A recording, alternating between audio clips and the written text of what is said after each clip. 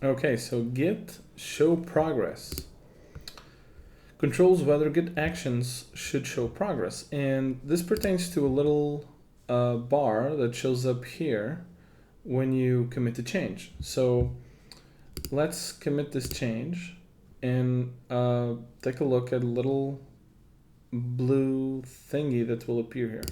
It's really quick. You almost can't see it. Yeah, but you saw it, right? So, I mean, this commit was really small, so this is very fast. If you set it to false, however, and we change this, and we commit these change, it will not show anything. You'll not see any progress bar there. See? So this is what that is.